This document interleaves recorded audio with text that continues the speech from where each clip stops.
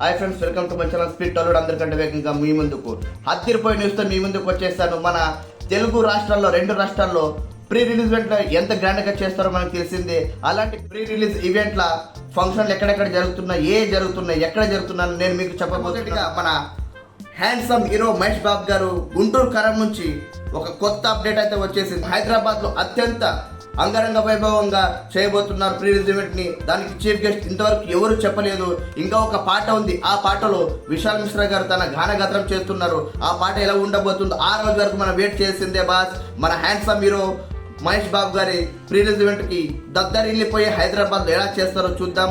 త్రివిక్రమ్ గారి మాటలు, అలాగే మహేష్ బాబు గారి యాక్షన్ థ్రిల్లర్ తో ఈ సినిమా రాబోతుంది. Action drama highly inflammable boss. రెండవ అతిపెద్ద ఈవెంట్, మన ప్రీ రిలీజ్ ఈవెంట్, మన విశాఖ అందాలను అలరించబోతున్న సైంధవ్ మూవీ టీం విశాఖపట్నంలో అంటే వైజాగ్ సిటీలో ఎలా చేయబోతున్నారో, బీచ్ పక్కన చేయబోతున్నారో, గ్రౌండ్ లో చేయబోతున్నారా, ఎలా చేయబోతున్నారో తెలియదు కానీ గ్రాండ్ గా చేయబోతున్నట్టు సైంధవ్ మూవీ టీం మనకు ఇప్పుడే మేకర్స్ నుంచి ఒక సమాచారం అయితే ఇవ్వడం జరిగింది.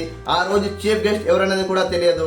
కానీ గుంటూరు కారం అలరిస్తుందా, సైంధవ్ అలరిస్తుందా ఎవరికే తెలియదు. కానీ చిన్నోడు పెద్దోడు మాత్రం ఈ సంక్రాంతి బరిలో దుమ్ము దేపే క్యారెక్టర్స్ తో ఉన్నారు. అతి పెద్ద మూడో ఈవెంట్ ఏంటంటే మన సూపర్ హీరో హనుమాన్ గారి కథ చిత్రంతో తీయబోతున్నారు. తేజ సజ్జా గారు అండ్ ప్రశాంత్ వర్మ గారి సినిమాలో చీఫ్ గెస్ట్ గా మన మెగాస్టార్ చిరంజీవి గారికి ఘన స్వాగతం తెలియబోతున్నారు. హైదరాబాద్ లో ఈ ఫంక్షన్ ని హనుమాన్ ప్రీ రిలీజ్ ఈవెంట్ ని చాలా గ్రాండ్ గా చేయబోతున్నారు. ఆ రోజు మన మెగాస్టార్ చిరంజీవి గారు ఎలా మాట్లాడబోతున్నారో, గేమ్ చేంజర్ అంటే రామ్ చరణ్ గారి రాబోయే సినిమా గేమ్ చేంజర్ నుంచి ఏదైనా చిన్న లీక్ ఇవ్వబోతున్నారు, ఏదైనా చిన్న మాటలో చెప్తారో, లేక చిరంజీవి గారి కొత్త సినిమాల ప్రాజెక్ట్ ఏదైనా అనౌన్స్మెంట్ చెప్పబోతారో, ఎలా చెప్తారో తెలియదు. కానీ ఈ సంక్రాంతి బరిలో మాత్రము ప్రీ రిలీజ్ ఈవెంట్ల మోత మరియు బాక్స్ ఆఫీస్ కలెక్షన్ దద్దరిల్లిపోతుందని తెలుస్తున్నట్టుంది.